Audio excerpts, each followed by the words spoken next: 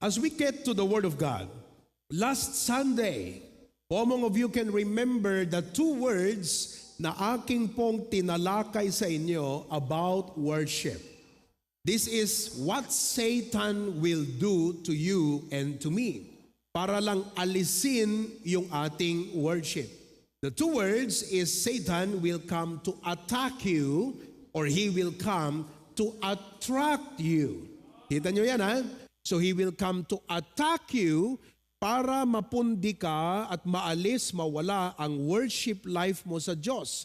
And He will come to attract you so that your affection, your heart, your mind will be distracted and will shift from being passionate toward God at mahatak ng kanyang mga temptation sa mundong ito. The cares of this life and the deceitfulness of riches. So, we have seen two examples from the Bible. We have Job. He was attacked. And, you know, it's not easy to go through that experience. I mean, not any one of us would like to experience what Job went through. Ayaw nating maranasan yon. He lost his children. He lost his business.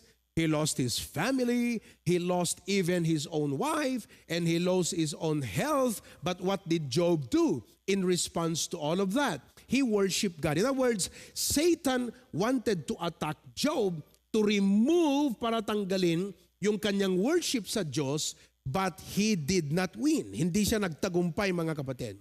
And that is why today, you may be under attack by the devil, physically, mentally, emotionally, or financially, or even spiritually. I want you to know that the devil's goal in attacking you right now is simply tanggalin ang worship mo sa Panginoon. That is why you need to fight for your worship to God. That's why worship is not just an activity. I mentioned to you that it is a battlefield. Isang labanan po ito. Okay? So, Job, you know, nawala lahat pero hindi nawala yung kanyang faith sa Panginoon. On the other hand, we've seen the Lord Jesus Christ, He was attracted. The devil tried to attract Him, pero hindi rin nagtagumpay ang diablo. That is why we as God's people, it is very clear na ang totoong labanan sa buhay ay hindi po sa hirap under attack, or sa ginhawa when there are a lot of opportunities. Because Christians must always exercise discernment, discipline, and devotion. Whether you are under attack or you are under being attracted, the real battle of life is not sa hirap at ginhawa ng buhay. The real battle in life is, are you going to keep your devotion to God? Are you going to keep worshiping God? Are you going to keep on, praising God? Yun po. Kasi kung itong dalawang ito, hirap at ginhawa, nawala ang worship mo, talo ka na, kapatid. You are as good as defeated by the enemy. That's why we as God's people must keep, must protect, must preserve, and must keep on cultivating our worship life to God. Amen? And tell your seatmate, sabi mo sa kanya, tagumpay na nandito ka ngayon, ha? Yeah, it's really a victory. You don't know the battles that brother or sister is going through. Am I right?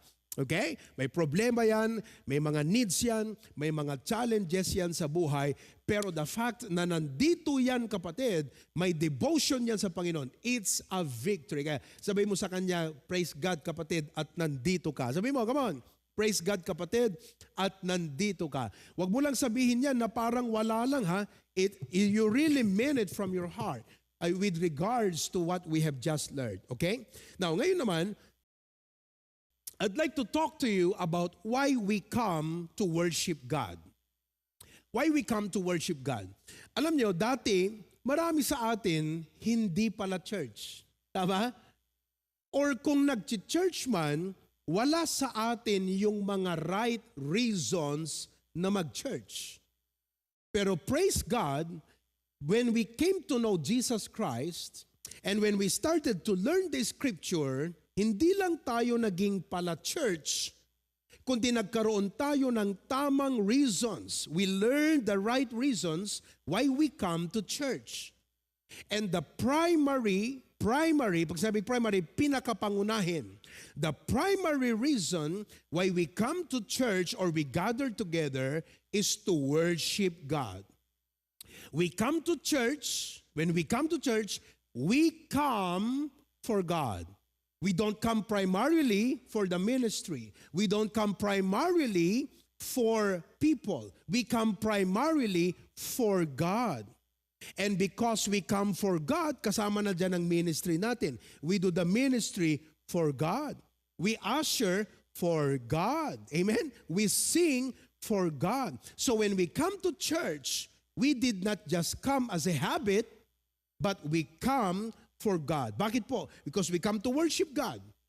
Dati, hindi natin masyadong nire-regard tong worship, di ba? I mean, pag sinabi ko pong dati, ito yung buhay mo nung hindi ka pa saved. Or kahit na saved ka na noon, but you were a new believer, hindi pa malalim ang knowledge mo sa Bible, hindi pa malawak ang kaalaman mo about your relationship with God, kaya dati, hindi masyadong pinapahalagahan ang worship. Tama? Dati, ang mahalaga lang sa atin, trabaho, pamilya, pag-aaral, yung iba naman, relaxation, pasyal, di ba? Entertainment. Yun lang yung mga mahalaga sa atin dati.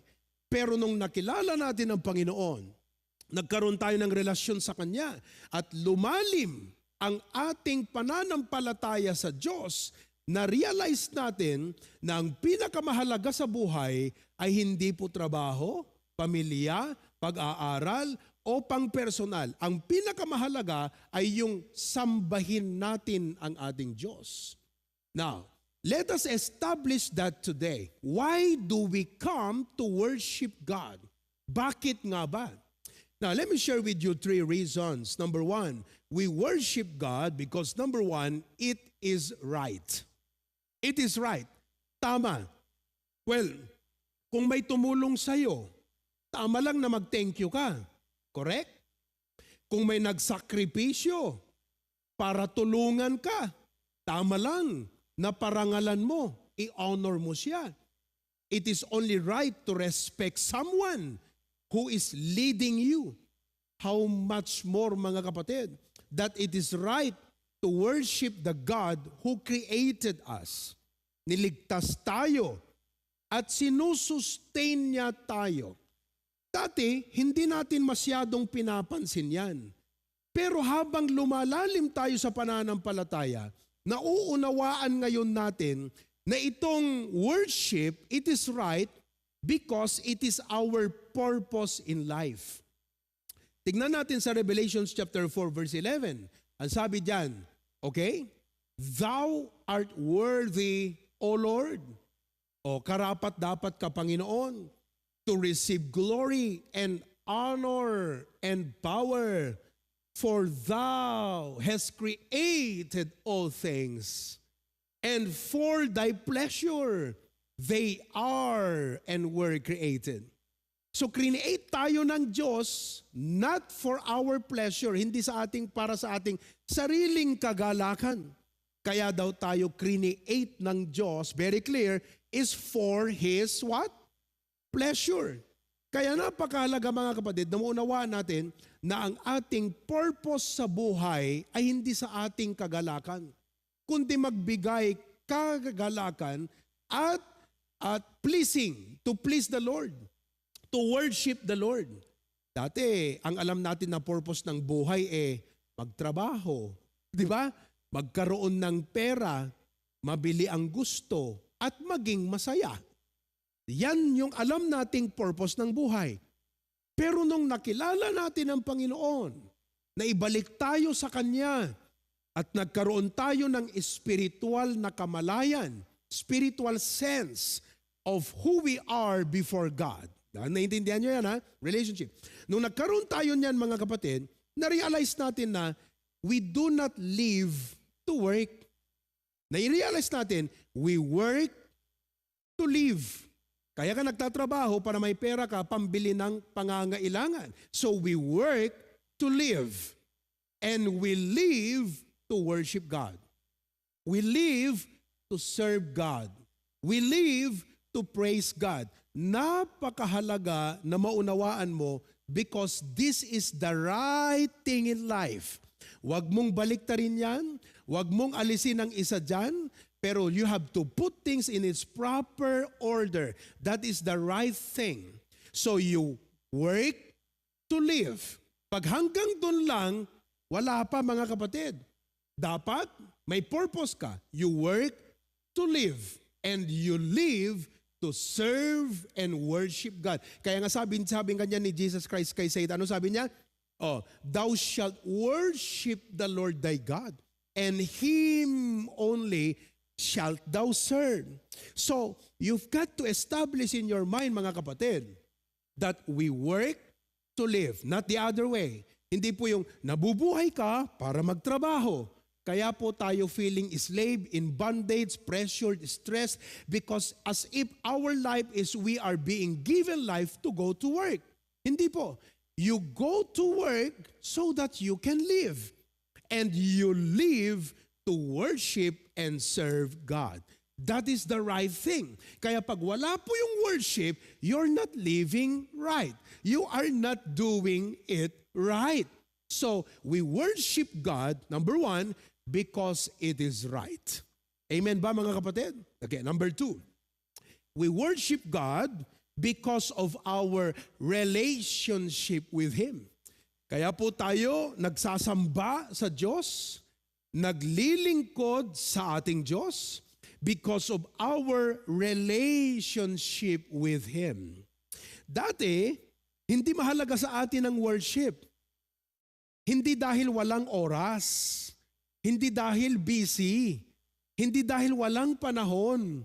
Kasi mga kapatid, kung bakit hindi mahalaga sa atin ang worship dati, alam niyo kung bakit? For the simple reason, wala kasi tayong relasyon sa Kanya. You remember in our Bible, because of sin, we are separated from God. Kaya anong i-expect mo? Malayo ka sa Diyos. Walang connection. Walang relationship.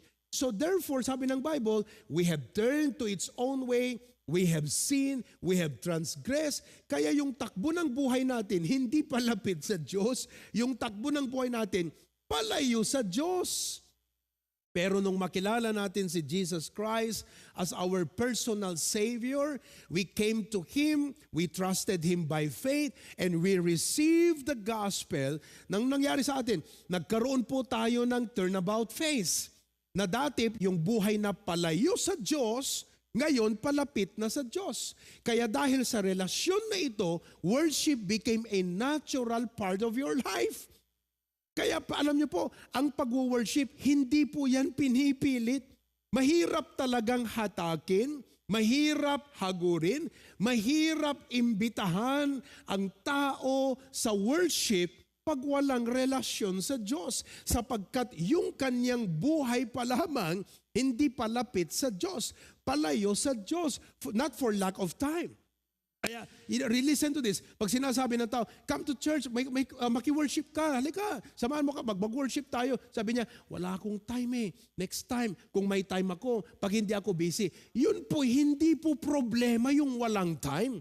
Hindi po problema ang busy. Hindi po problema yung maraming ginagawa. Hindi po. Ang totoong problema, walang relasyon sa Diyos. Kasi tignan mo ngayon, nung na-save ka, nagkaroon ka ng totoong relasyon sa Diyos. You are now a believer of Jesus and you are walking with God. Anong nangyari sa buhay mo? Prayer, worship, serving God became a natural desire of your heart. Di ba? Yung dating puso na lumalayo sa Diyos, na pag inimbitahan mo, hindi mo mahatak kasi nga walang relasyon, walang connection. Ngayon, yan na yung buhay na siya na mismong naghahanap sa Diyos. Siya na yung lumalapit sa Diyos. Bakit po? For the simple reason, relationship. So I hope you understand today. Kaya if you are here, if you're listening, if you're watching, and na-realize mo na, nga, parang ako yung tinutukoy ni Pastor. Malamang ikaw ay Sunday school kid. you've been coming to church. It does not mean na pag pumupunta ka na sa church, may relasyon ka sa Diyos. Coming to church does not give you relationship with God. Having your parents as members of the church does not automatically give you a relationship with God. Naunawa nyo yan? It is a personal encounter with the Lord Jesus Christ na naunawaan mo kung sino siya, anong ginawa niya para sa'yo na tayo nahiwalay sa kasalanan pero pumarito siya, bayaran ng kasalanan at i-restore, i-reconcile tayo sa Diyos, and upon that moment, you came to accept Christ as your personal Savior, nagkaroon ka ng relasyon sa Diyos. Kaya kung ngayong umaga, you are a person like, parang ako yung tinutukoy ni Pastor. That when I come to church, parang pinipilit ko lang yung sarili ko. Parang it's just an activity to me. It's just a habit to me. I don't see myself being so related with God. Instead, I am there physically, but spiritually, emotionally, mentally, I am like absent. Diba? Nandun ako physically, but my heart is not there. My spirit is not there. Maybe you do not yet have a personal relationship with God. And what you need today is a personal relationship with God. Come to Jesus Christ by faith and receive Him as your personal Savior. And I'm telling you what, pag nangyari yan, nagkaroon ka ng relasyon sa Diyos, yung dating buhay at puso na palayo sa Diyos, ngayon siya na yung palapit sa Diyos. That's why, listen to me now, we don't need to force people to come to church.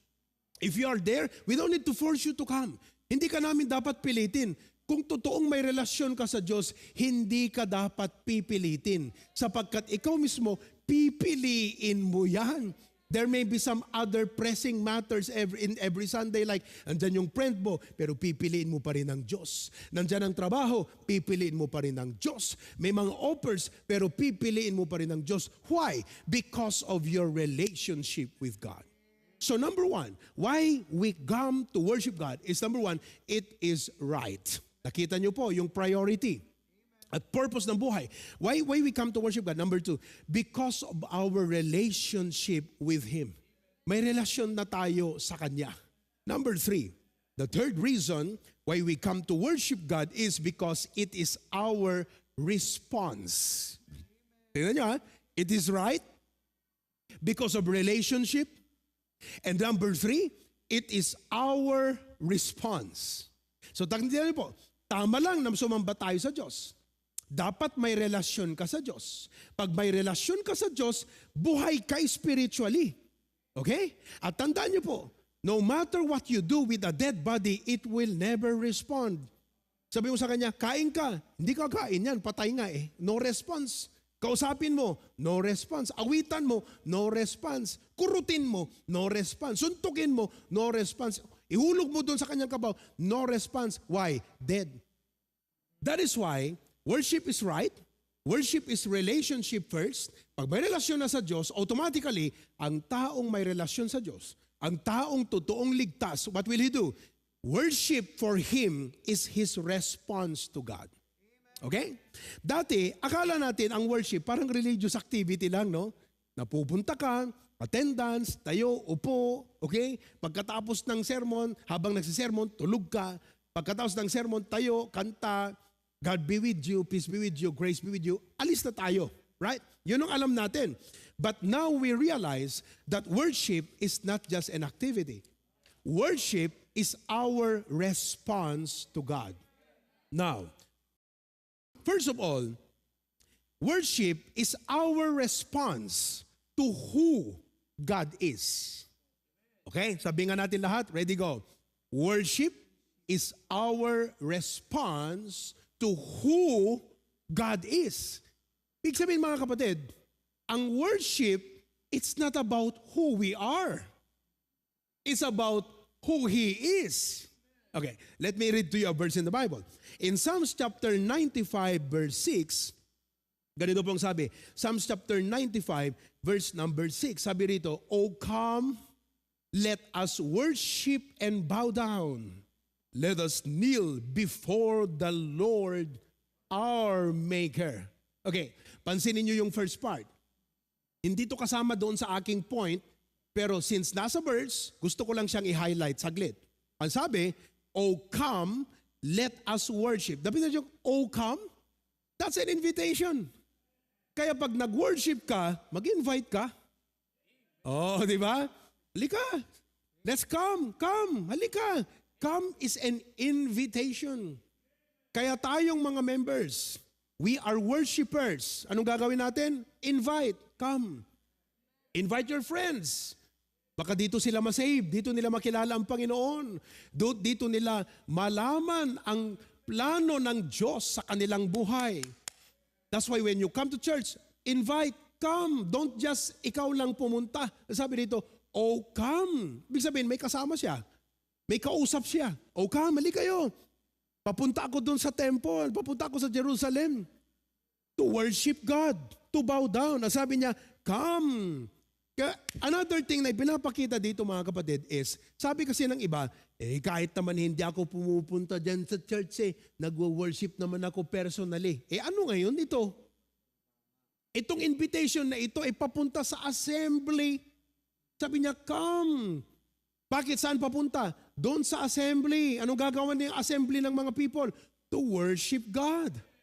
Mga kapatid, hindi po tama na ating iset aside ang personal worship at i-emphasize lang ang corporate worship. Hindi rin po tama na i-emphasize natin ang personal worship pero sinasantabi yung corporate worship and vice versa. Both are important to God. And as we see here, sabi, "Oh come, let us." That's plural. That's a plural pronoun, di ba? Kung sinabi niya, "I will go to worship," siya lang yun. Pero sabi niya, "Oh come, let us." Di ba? Meron siyang iniimbitahang tao. Kaya mga members, I would like to encourage you. You have families, loved ones, friends, clients, bosses, kasama sa trabaho, classmates. Anong gagawin mo? If you are a worshiper of God, invite. "Oh come."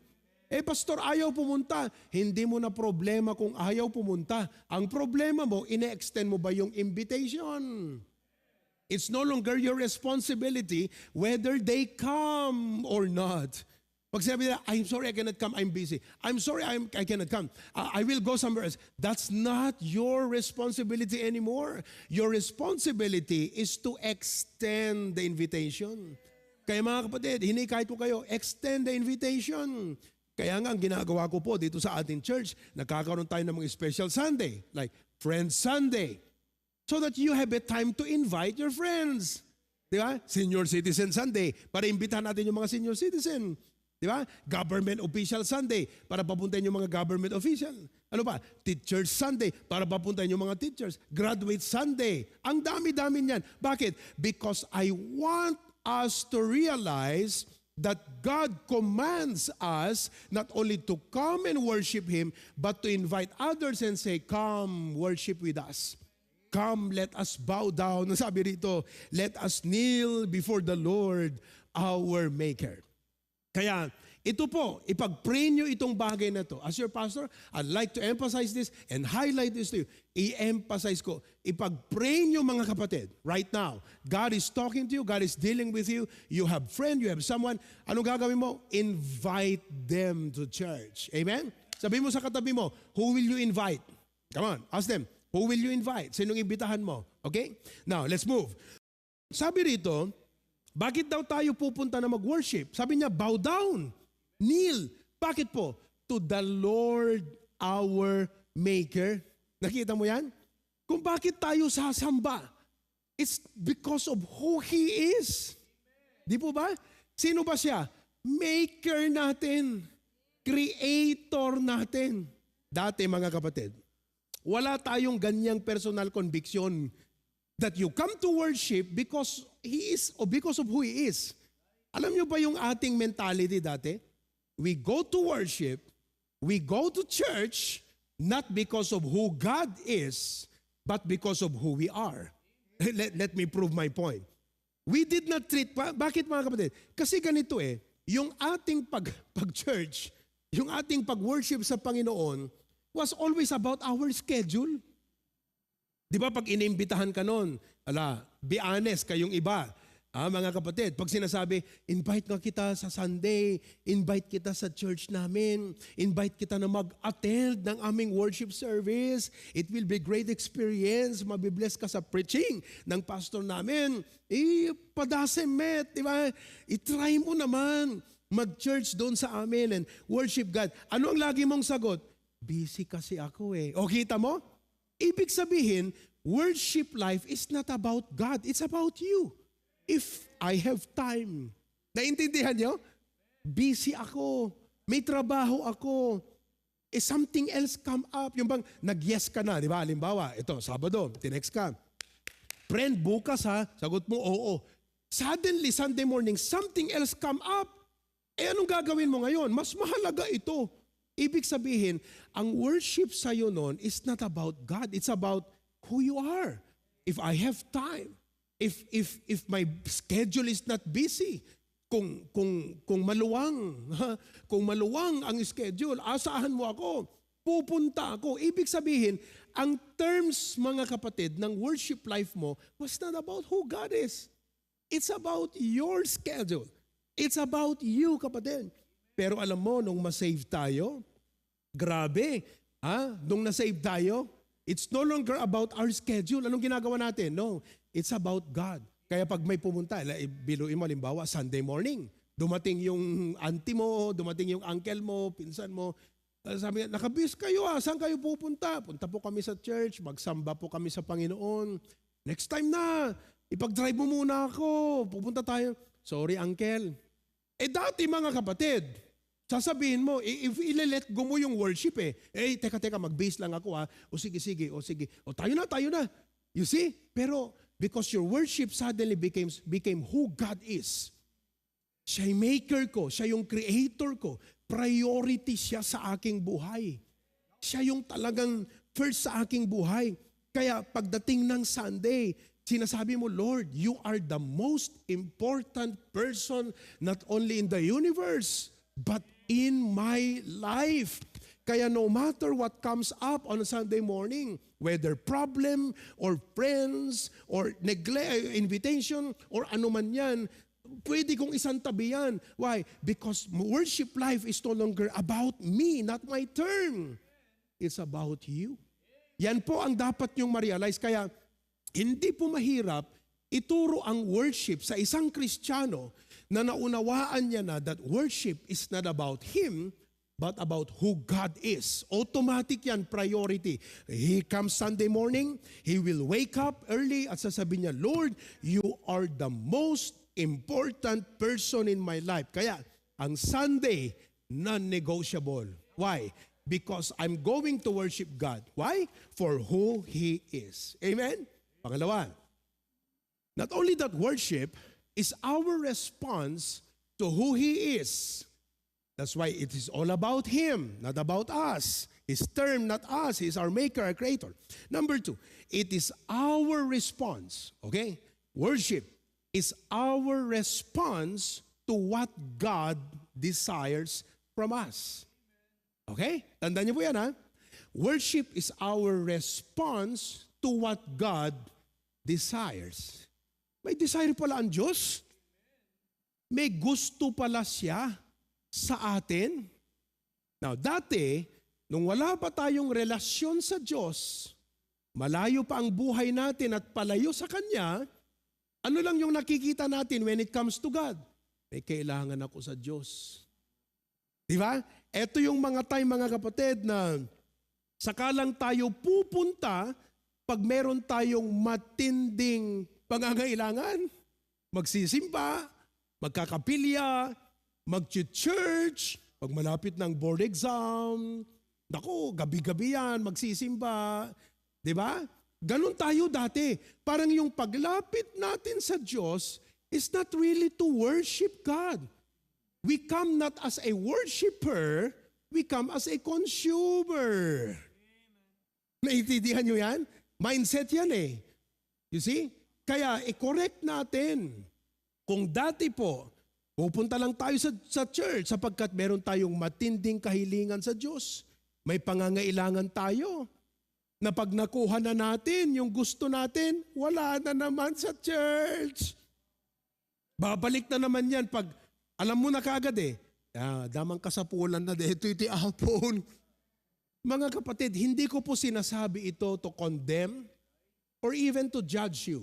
Because you probably have your own reasons.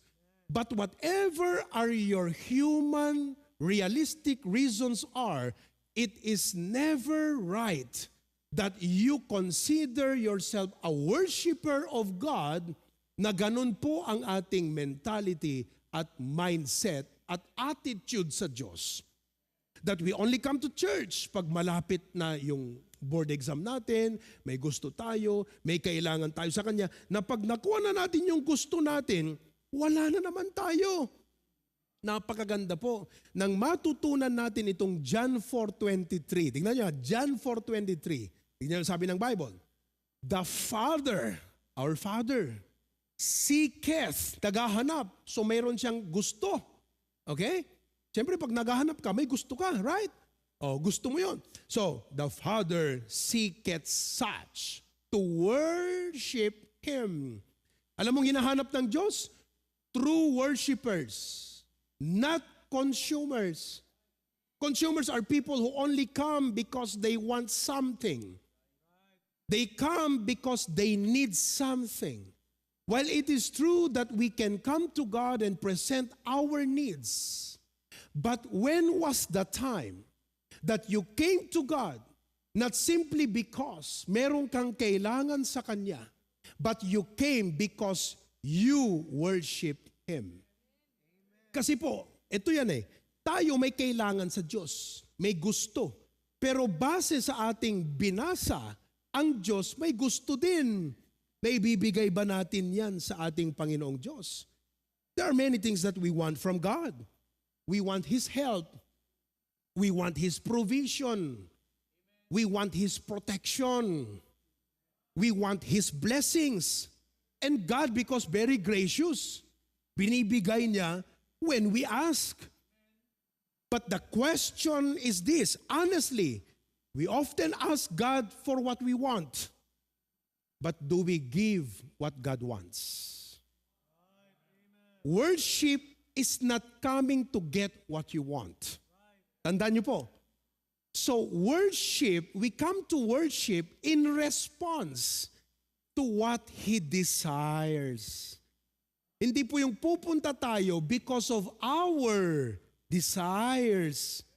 We come to God in response to what He desires.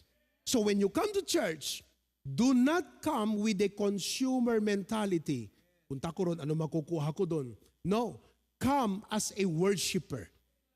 And as a worshiper, you come to first render your body to the Lord. You come to render your heart. You come to render your offerings. Kaya mahirap po sa isang Christian na ang mentality consumer, mahirap pong ituro ang giving as a part of worship. Mahirap pong ituro yung singing as a part of worship. Bakit po? Sapagkat ang taong yan, saka lang siya masigla pag naibigay mo yung gusto niya. Pero pag hindi maibigay yung gusto niya, matamlay, tinatamad. Hindi po yan worshiper. Ang tawag dyan, consumer. So I am trying to teach you today from a biblical perspective, from that verse, the Father seeketh such to worship Him. Ibig sabihin mga kapatid, our worship to God is first of all, response to who He is. Secondly, it is our response to what God desires from us. Kaya imagine, what does God want from us? Anong gusto ng Panginoon sa atin? Ulitin natin, anong hinahanap ng Diyos sa'yo? Worship. Again, what does God want from us? Ulit, anong gusto ng Panginoon sa atin? Worship. And He is seeking worshipers. That is why Sunday is an important day. Sunday. Because it is the time when God's people come together. Come, let us worship and bow down before our Maker. Pupunta ang mga anak ng Diyos, magtitipon at magsasamba sa ating Panginoon. So the question becomes very simple.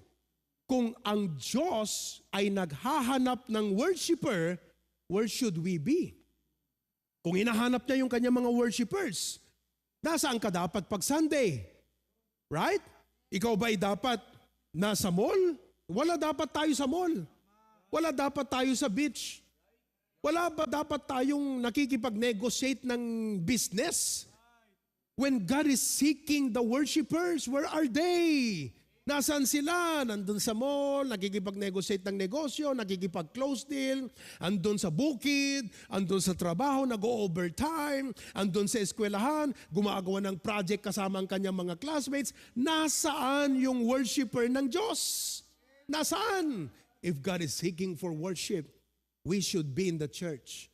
And we should do so, not simply because it is a habit to go to church, it's been our discipline to go to church, we should do so in response to His desire. Yung pag pumunta ka, Panginoon, someone invited me today, pero hindi, madali kong sabing hindi sa Kanya, para sa iyo, Lord. At nandito ako, isa ako sa mga hinahanap mo, Lord, I'm here. I'm present. I am here to worship you. Mga kapatid, isang bagay na ang pastor nyo po, hinahanap ka eh. Asan si kanito? Tawagan mo nga. Textan mo nga. Kaya meron tayong mga coordinators, meron tayong mga care group leader. Kumustahin mo nga? Bakit wala siya? Baka nasa ospital. We don't know the reason why. Isang bagay po na ang pastor, hinahanap kayo pag Sunday morning. Pero hindi po yun ang pinaka-big deal. Ang totoong big deal ay ang Diyos. Hinahanap ka niya. Saan ka kaya niya matatagpuan? Sana pagka yung sumamba na yung kanyang mga anak, matatagpuan kanya, hindi tulog. Mas tiurok na. Hindi kung nasa doon sa dagat, o namimingwit ng isda, o namamasyal doon, o nagkakape-kape sa mall, nag-strolling sa mall, kung saan-saan napunta.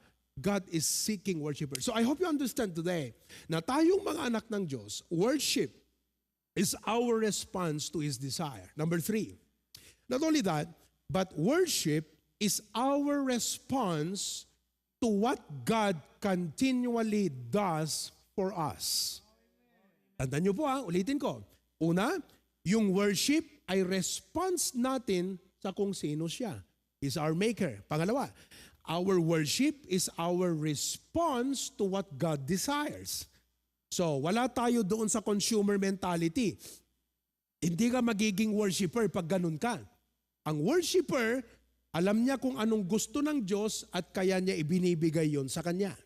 Number 3, it is our response to what God continually does for us. Alam niyo salitang continually, araw-araw yan eh. Tingnan niyo po. I'll read to you 3 verses from the Bible. Psalm 68:19. The Bible says, "Blessed be the Lord." That is worship. "Who daily loadeth us with benefits." Daily. Lunes, Martes, Merkules, Huwebes, Biyernes, Sabado, Pati, Linggo. Daily. Anong ginagawa ng Diyos? Loadeth us with benefits. Ang tawag doon, blessing. Okay, next. Lamentations 3:22-23. The Bible says, "It is of the Lord's mercies that we are not consumed. They are new every morning, because His compassions fail not. They are new every morning. Great is thy faithfulness." Psalms 116 verse 12. Ano sabi? "What shall I render unto the Lord for all His benefits toward me?" So makikita niyo po, isang bagay na tayo ay tumatanggap ng pagpapala. From the moment you wake up in the morning, you have health to go to work, you have a job na pupuntahan every day, o kung businessman ka, may client ka, lahat ito ay blessing, provision, protection, health, wisdom na kailangan mo to solve the problems, then intervention ng Panginoon sa mga events at situations sa buhay mo, things beyond your control. On your part, kinakabahan ka, pero nandyan ang Diyos na nag-i-intervene ng lahat ng mga ito. And then what? It's one thing na you just say, "Amen." Praise God, blessing to okay to. This is one thing that you enjoy the blessing. But worship is response to God for those blessings. Ang response mo sa Panginoon ngayon is what? Worship. See, God is not only good once in your life. Every day, He is good. Every single day, He daily load us with benefits. Naalala ko po yung isang tao, mga kapatid, who was suffering from severe kidney failure.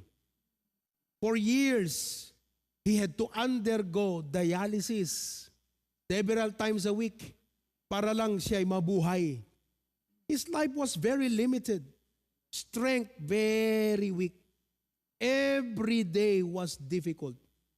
Until one day, may isang donor na nagbigay ng kidney. A donor was found. Someone gave him a kidney transplant. So tinanggal yung kanyang kidney.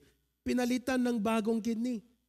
After the surgery, his life changed. Gumanda ngayon yung buhay niya, nag-improve from weekly dialysis. No more dialysis. Difficult life. Ngayon, nagkaroon ng bagong pag-asa. He could breathe easier. He could move freely. He could live so normally again. Gone are those days. Nahirap siya, kapatid. So when people ask him how he felt, kumusta? Anong pakiramdam mo? Anong sagot niya? Every day now feels like a gift. Kasi someone gave him that kidney na parang yun yung cost ng panibagong buhay niya. Kaya sabi niya, every day is like a gift. Because he knew someone gave him something that saved and sustained his life. Mga kapatid, in the same way, bilang mga believer, dati hindi natin pinapansin, pero ngayon, every day, we wake up, it's a gift from God. Pagka nagising tayo, kahit marami kang problema, you're alive, it's a gift from God. Every breath is a gift from God. Every strength, karpintero ka man, farmer ka, fisherman ka, right? Engineer ka, doktor ka, teacher ka. Every strength is from God. Every protection is from God. Malamang some of you, malapit nang nadisgrasya, malapit magkasakit, o malapit may mangyaring masama. Every provision is from God. Kumain ka breakfast, lunch, dinner, na-provide yung pangangailangan mo. The Bible says His mercies are new every morning. That means that God is giving us another chance every day to live, to work, and to worship Him. Dati, we took life for granted, di ba? Gigising tayo, not even thanking God. We enjoyed the blessings without acknowledging God. Rag-ragsat, puro kasayahan lang tayo, di ba? But now, we see life differently. We see life so differently. For every blessing, we see God. For every day we wake up, we see God. For every client na nagtawag sa atin, magpagawa nga ako, ganyan-ganyan, we see God. For every meal we eat, we see God. For every protection, we see God. For every wisdom, for every accomplishment, we see God. And we don't just see God just like that. That's why in response to all of that, when Sunday comes and God is seeking for His worshipers, we come to Him. Why? Because it is our response to God's continual daily blessing upon us. That's why if we truly counted the blessings God gives us every day, worship would become the most natural thing. Hindi pinipilit. Hindi din malilate, excited, masaya. Bakit po? Hindi yung, I go to the same church again, I go see the same pastor again, to the same building again. No, He does not come with that mind. He comes with the heart of worship. Amen ba? Last, number 4.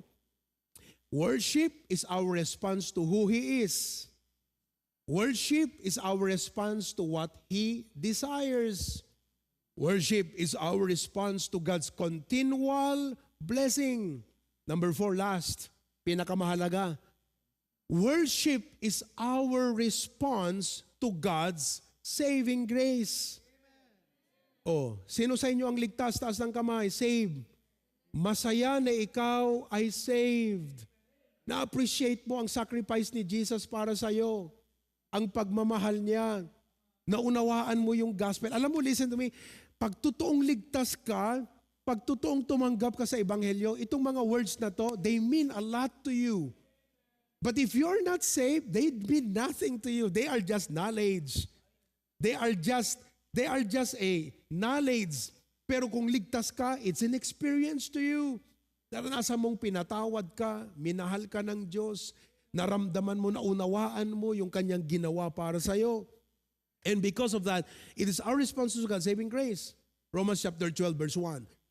The Bible says in Romans 12:1, I beseech you, therefore, brethren, by the mercies of God, that ye present your bodies a living sacrifice. So, presenting your body to the Lord for the glory of God is a natural response ng isang taong naligtas. Hindi po kayo pinipilit maglingkod. Hindi kayo pinipilit magbigay. Hindi ka pinipilit na humayo at ibahagi ang ebanghelyo. Kapatid, ito po'y natural na ginagawa. Ito po ay natural na desire ng isang tao na nakaranas ng totoo ang saving grace ng ating Panginoon. And I tell you what, the greatest motivation for worship is not people. It's not the blessings that you can receive. The greatest motivation for service or for worship, mga kapatid, is the mercy of God. Let me close with this. May nabasa ako na article about a man na ang pangalan niya ay si Sir Nicholas Winton. Nicholas Winton.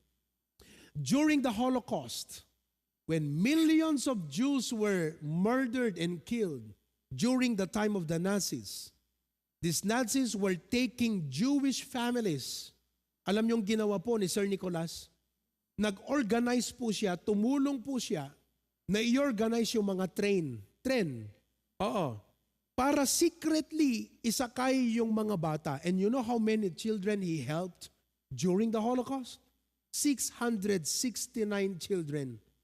He helped them into safety. Those children could have died. No more future. If nobody helped them. Kung hindi niya sila tinulungan, mga kapatid. But these children lived up to their old days and to their old years, because when they were a child, there was this man who helped them. Oh, years later, a television program invited him. Matanda na siya noon. In-invite siya doon sa studio. What he did not know was that the audience was filled with those children. Now they are grown adults.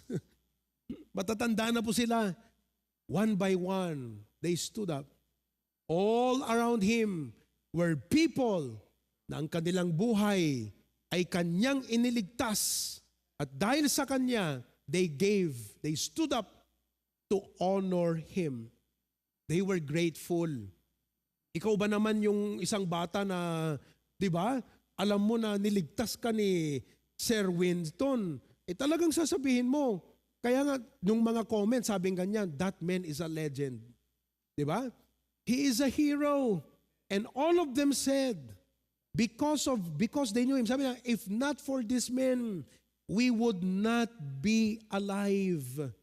Kaya sabi, legend, hero. Kung ikaw ba talaga naman yung isa sa mga bata dun, talagang you would honor the man. Mga kapatid, more than anything else in this life, our life is temporary. Works, places, accolades, achievements, titles, medals, temporary. Sooner or later, we will die. And we know that the only thing that matters is the eternal destiny of our soul. You may live up to 60 or 70 or 80. That's just short life as compared to eternity. Kaya pumunta po ang Panginoong Hesukristo to save our soul from eternal fire, from eternal damnation and condemnation in hell, and to bring us to eternal life in heaven.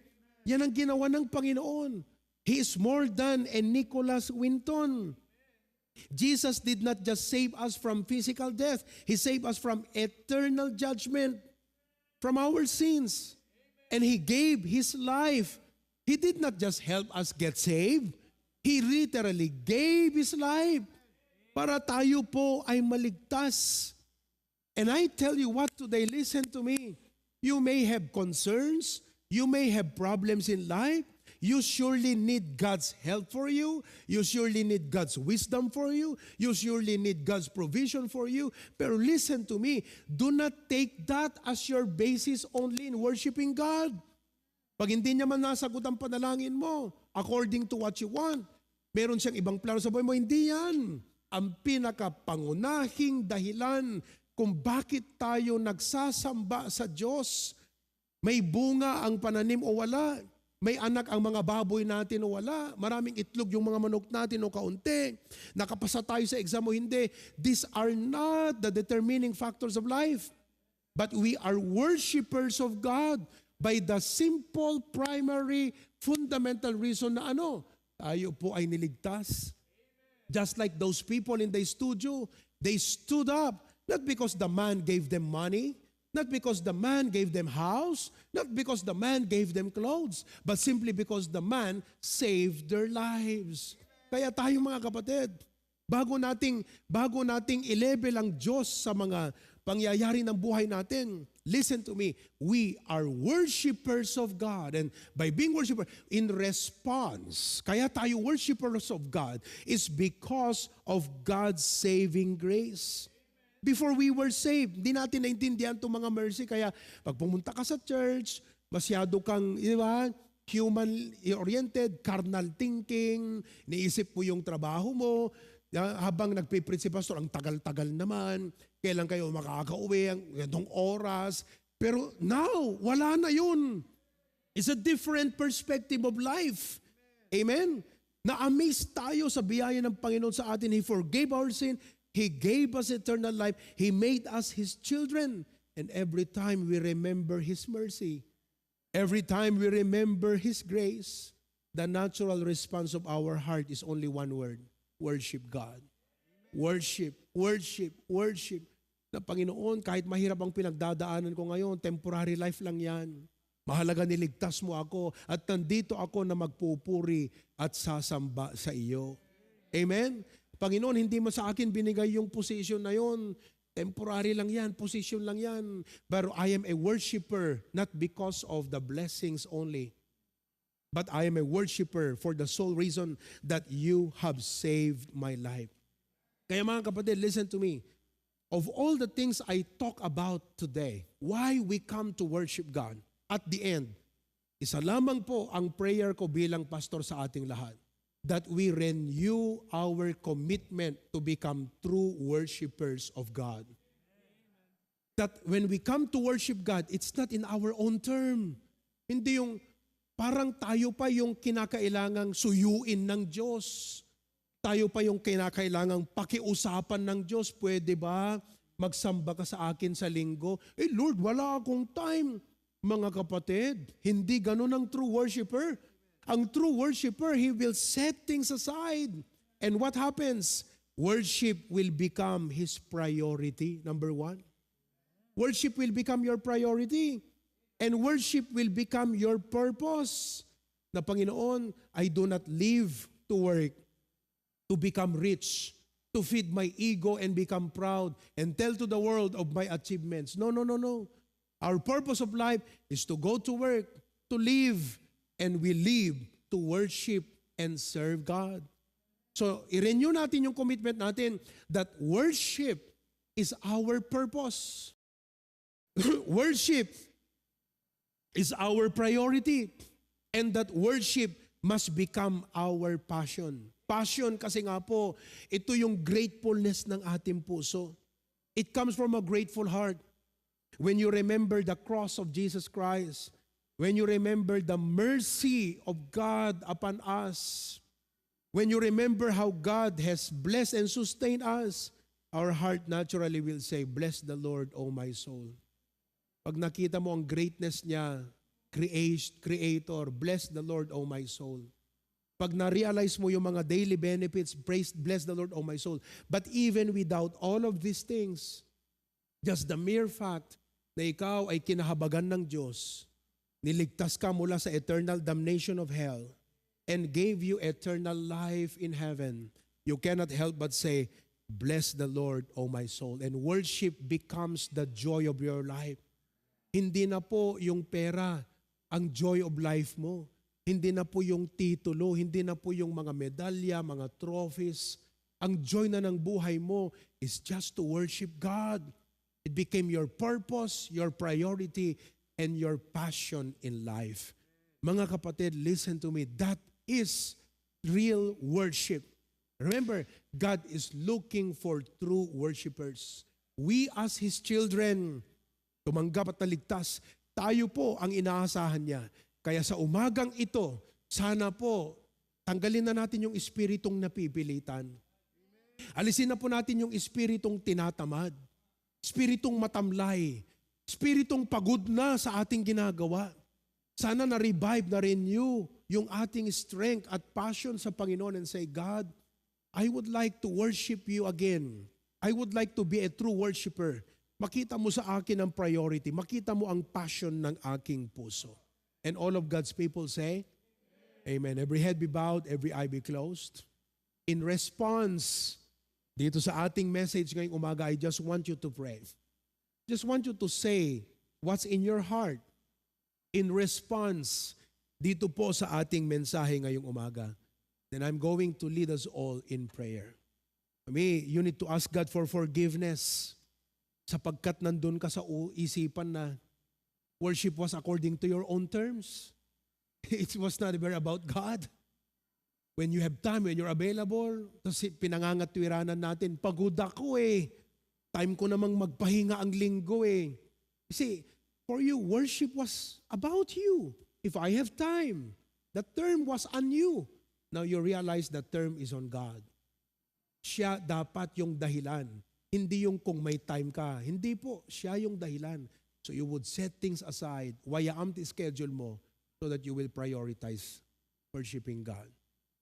There may be times na na-discourage ka na, napundi ka dahil sa mga problema ng buhay, dahil sa mga overwhelming na mga challenges ng buhay mo, personal, family, trabaho. Sometimes even sa paglilingkod mo sa Panginoong Diyos, dumating ka sa punto na napagod ka na.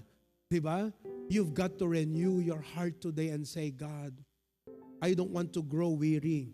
It is not right na mapagod ako na mag-worship sa iyo, Panginoong Diyos. Renew my strength. Infuse your power upon my life. Thank you for your word that gave life to me again." Na-renew yung aking puso sa pagsamba at paglilingkod sa iyo, O Diyos. Let us pray. Our gracious and loving Heavenly Father, lumalapit po kami sa iyo with humble hearts. We thank you, Lord, for reminding us through your word why we worship you. Panginoon, you alone are worthy of our praise, our honor, and our devotion. You are our maker, the one who gave us life. You are the one who sustains us every day, Lord. At ikaw ang tagapagligtas na nag-rescue sa aming mga kaluluwa through the Lord Jesus Christ. Father, we confess to you, there were times napagod kami. There were times discouraged. There were times na naging malamig ang aming pagsamba sa iyo, Panginoon. There were times we became so busy. There were times we were overtaken by many problems. At dahil doon, prioritize namin yung problema namin. Prioritize namin ang mga pangangailangan namin, Panginoon. We became so busy with many things. You did not come first in our lives. But today, dear Lord, we understand more clearly. Our purpose in life is so clear.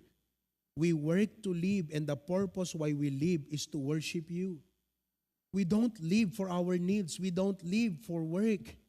You gave us work. You provide for our needs so that we can live, and we live to worship and serve you, O God.